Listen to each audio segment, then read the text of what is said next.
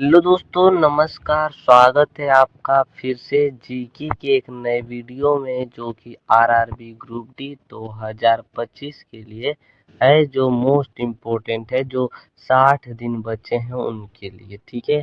उतने दिन में एकदम ज़बरदस्त तैयारी कराई जाएगी इस चैनल पर। अभी तक चैनल से अगर ज्वाइन नहीं हुए हैं तो चैनल को सब्सक्राइब करके चैनल से तुरंत जाकर ज्वाइन हो जाइए। चलिए तो स्टार्ट करते हैं क्वेश्चन, और देखिए क्या दिया गया है। जनरल नॉलेज की क्वेश्चन देखेंगे। मैंने बताया वो भी ग्रुप डी 2025 के लिए, जो कि सबसे ज़्यादा पूछा जाता है। मोस्ट इम्पोर्टेंट प्रश्न देखेंगे वो भी, ठीक है। तो देखिए, देखते हैं प्रश्न 1। देखेंगे यहाँ पर, नादिर शाह ने किसके शासनकाल में भारत पर आक्रमण किया था? तो याद करिएगा, ऑप्शन मोहम्मद शाह होगा, जो कि बिल्कुल सही हो जाएगा। मोहम्मद शाह के शासनकाल में भारत पर आक्रमण किया गया था, ठीक है। याद रखिएगा। बढ़ते हम लोग दूसरे प्रश्न की ओर। देखिए क्या है। किसने कहा था राजा को मंदिर का धन जब्त कर लेना चाहिए?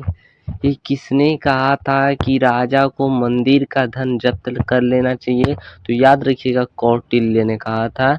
किसने भाई? कौटिल्य ने, ठीक है। बढ़ते हम लोग अगले प्रश्न की ओर। देखिए क्या है अगला प्रश्न। देखेंगे यहाँ पर, चंगेज खान ने किसके शासनकाल में भारत पर आक्रमण किया था? तो याद रखिएगा, इल्तुतमिश के शासनकाल में चंगेज खान ने किसके शासनकाल में भारत पर आक्रमण किया था? तो इल्तुतमिश का शासनकाल उसमें चल रहा था, ठीक है। बढ़ते हम लोग अगले प्रश्न की ओर। क्या है अगला प्रश्न। वर्धमान को महावीर अथवा जीन क्यों कहा जाता? सुख दुख पर विजय पाने के कारण। किसके कारण? सुख दुख पर विजय पाने के कारण वर्धमान को महावीर अथवा जीन कहा जाता, ठीक है। बढ़ते हैं अगले प्रश्न की ओर। देखिए क्या है। घसीटी बेगम, राजवल्लभ, शौकत जंग किसके प्रधान शत्रु थे? तो सिराजदौला के। किसके भाई? सिराजदौला के।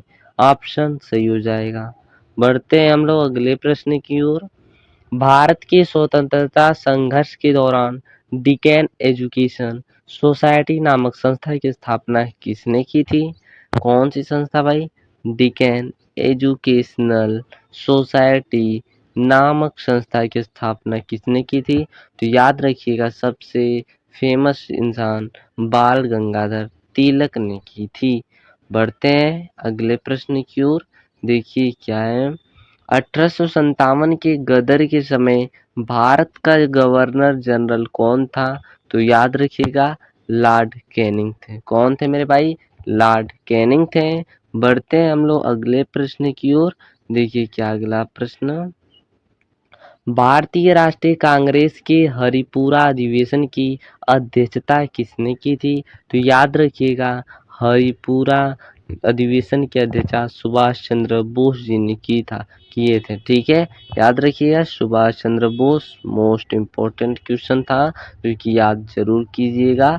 इसके जो थे, सुभाष चंद्र बोस अध्यक्षता किए थे, याद रखिएगा। बढ़ते हैं हम लोग अगले प्रश्न की ओर। चौरी चौरा कांड कब हुआ था? तो इसका सही जवाब होगा 4 फरवरी 1922 को, ठीक है। बढ़ते हैं अगले प्रश्न की ओर। देखिए क्या है। भारत भारतीयों के लिए नारा किस संस्था ने दिया था? तो भारत भारतीयों के लिए जो नारा दिया गया था संस्था, आर्य समाज संस्था ने दिया था, ठीक है। याद रखिएगा, आर्य समाज। बढ़ते हम लोग अगले प्रश्न की ओर। देखिए क्या अगला प्रश्न। सर्वोच्च न्यायालय द्वारा कितने प्रकार की रिटें जारी की जा सकती हैं? तो 5 प्रकार की रिट जारी किया जा सकती है, ठीक है। तो सर्वोच्च न्यायालय द्वारा 5 प्रकार की रिटें जारी की जा सकती हैं, याद रखिएगा। बढ़ते हैं हम लोग अगले प्रश्न की ओर। मौलिक कर्तव्यों फंडामेंटल ड्यूटीज की संख्या कितनी है? तो याद रखिएगा 10 है। कितनी है प्यारे दोस्तों? 10 हैं। बढ़ते हम लोग अगले प्रश्न की ओर। देखिए क्या अगला प्रश्न है यहाँ पर। भारत के नियंत्रक एवं महालेखाकार की टिप्पणियों पर कार्यवाही करने का अंतिम उत्तरदायित्व किसका है? तो याद रखिएगा, राष्ट्रपति प्रेसिडेंट का होता है। बढ़ते हैं हम लोग अगले प्रश्न की ओर। देखिए क्या है अगला प्रश्न। भारतीय संविधान के किस अनुच्छेद में ग्राम पंचायतों की विशिष्ट चर्चा है? तो अनुच्छेद 40 में, याद रखिएगा। बढ़ते हैं हम लोग अगले प्रश्न की ओर। देखिए क्या है अगला प्रश्न।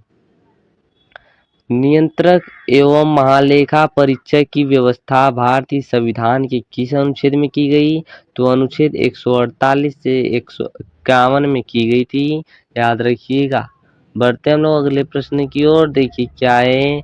म्यांमार की सीमा से मिलने वाला भारतीय राज्य है? तो याद रखिएगा मिजोरम है, मणिपुर, नागालैंड और अरुणाचल प्रदेश। ठीक है, तो याद रखिएगा 4 ऐसे राज्य हैं जो कि क्या कहते हैं म्यांमार की सीमा से मिलते हैं, याद रखिएगा। बढ़ते हैं अगले प्रश्न की ओर।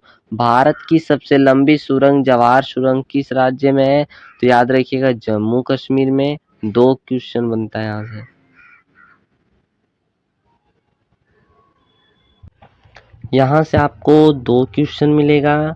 एक तो भारत की सबसे लंबी सुरंग की बात करें, भारत की सबसे लंबी सुरंग तो जवाहर सुरंग हो जाएगा। और किस राज्य में? तो याद रखिएगा जम्मू कश्मीर में। किसमें? जम्मू कश्मीर में। ठीक है, याद रखिएगा। बढ़ते हैं हम लोग अब अगले प्रश्न की ओर। देखिए क्या अगला प्रश्न देखेंगे। यूरोप और अफ्रीका को कौन सा जल डमरू मध्य अलग करता है? तो जिब्राल्टर, याद रखिएगा जिब्राल्टर। ठीक है, याद रखिएगा। बढ़ते हैं अगले प्रश्न की ओर। विंध्याचल और सतपुड़ा पहाड़ियों के बीच से होकर बहने वाली नदी का नाम क्या है? तो याद रखिएगा नर्मदा नदी, जो कि विंध्याचल और सतपुड़ा पहाड़ियों के बीच से होकर बहने वाली नदी है। बढ़ते हैं हम लोग अगले प्रश्न की ओर। देखिए क्या अगला प्रश्न। कौन सी बैंक विदेशी मुद्रा अकाउंट ऑपरेटर करने के लिए अधिकृत है? तो केवल राष्ट्रीयकृत बैंक है, जो कि नेशनलिटी बैंक है। ठीक है, याद रखिएगा। बढ़ते हैं अगले प्रश्न की ओर। देखिए क्या अगला प्रश्न देखेंगे। यहाँ पर हम लोग अगला प्रश्न। Investor protection fund, investor protection fund किस संस्था ने स्थापित किया? तो सेबी ने स्थापित किया। किसने? सेबी ने। सेबी संस्था है जो उसने स्थापित किया था। ठीक है, बढ़ते हैं अगले प्रश्न की ओर। देखिए क्या अगला प्रश्न। आर्थिक नियोजन किस सूची का विषय है? तो समवर्ती सूची का विषय। सूची कितने होते हैं तो बताइएगा मुझे कमेंट बॉक्स में लिखकर। ठीक है, बढ़ते हैं हम लोग अगले प्रश्न की ओर। देखिए क्या अगला प्रश्न देखेंगे। किस समिति ने कृषि जोतो एग्रीकल्चर होल्डिंग पर कर लगाने की स्तुति की थी? तो याद रखिएगा बहुत आसान है, इसका जो आंसर हो जाएगा आपका राज्य समिति ने की थी। ठीक है, क्या हो जाएगा? राज्य समिति ने। ठीक है, बढ़ते हम लोग अगले प्रश्न की ओर। देखिए क्या है। कर सुधार समिति टैक्स रिफॉर्म्स कमेटी का अध्यक्ष किसे नियुक्त किया गया? तो राजा चेलैया को नियुक्त किया गया था, याद रखिएगा।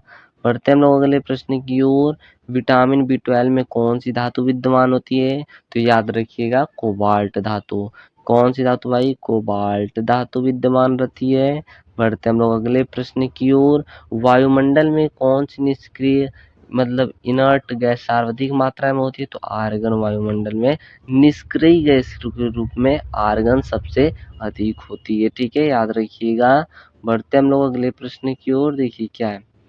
किसकी कमी के कारण दांतों का क्षरण डेंटल कैरीज होने लगता है? तो फ्लोरीन की कमी के कारण, याद रखिएगा। बढ़ते हम लोग अगले प्रश्न की ओर। प्रकाश संश्लेषण की प्रक्रिया की समाप्ति पर बने पदार्थ क्या होते हैं? तो ग्लूकोज होता है, पानी होता है, ऑक्सीजन होता है। तो देखिए इसका क्या रासायनिक सूत्र होता है और इसका क्या रासायनिक सूत्र होता है, इसका क्या रासायनिक सूत्र होता है, ये आप मुझे कमेंट बॉक्स में लिखकर बताएंगे। ठीक है, कि आपको भी तो कुछ मिलना चाहिए होमवर्क में बताने के लिए, कि नहीं। चलिए बढ़ते हैं हम लोग अगले प्रश्न की ओर। देखिए क्या है अगला प्रश्न। निकट दृष्टि जिसे मायोपिया कहते हैं के दोष के निवारण के लिए किस प्रकार का लेंस का चश्मा दिया जाता है? तो याद रखिएगा निकट के लिए अवतल लेंस का चश्मा दिया जाता है। ठीक है, याद रखिएगा। बढ़ते हम लोग अगले प्रश्न की ओर। देखिए क्या अगला प्रश्न। कोई व्यक्ति दूर की वस्तुओं को तो स्पष्ट देख सकता है परंतु पास की वस्तुओं को स्पष्ट देखने में कठिनाई अनुभव करता है, तो उसकी दृष्टि में क्या दोष होता है, तो दूरदृष्टि का दोष होता है। कौन सी, देखिए जैसा दोष वैसा काम होता है, ठीक है, याद रखिएगा, ये कंसेप्ट है। इसी कंसेप्ट को मतलब जैसा दोष रहेगा वैसा काम। जैसे देखिए दूर दूर की वस्तु तो स्पष्ट दिखाई देती है, कौन सा दोष है, दूरदृष्टि दोष है, ठीक है, याद रखिएगा। बढ़ते हम लोग अगले प्रश्न की ओर। देखिए क्या अगला प्रश्न, कुंडापुर एवं करवार कच्छ वनस्पति स्थान स्थित है, कहाँ पर स्थित है, तो कर्नाटका में स्थित है, याद रखिएगा, कर्नाटक में। बढ़ते हम लोग अगले प्रश्न की ओर। देखिए क्या है, संयुक्त राज्य संघ यूएनओ की स्थापना कब हुई थी, तो 24 अक्टूबर 1945 को हुई थी, याद रखिएगा। बढ़ते हम लोग अगले प्रश्न की ओर। देखिए क्या है, द साइंस ऑफ भारतनाट्यम पुस्तक किसने लिखी है, मोस्ट इम्पोर्टेंट है, तो याद रखिएगा सरोजा वैद्यनाथन ने लिखी है। किसने, सरोजा वैद्यनाथन ने लिखी।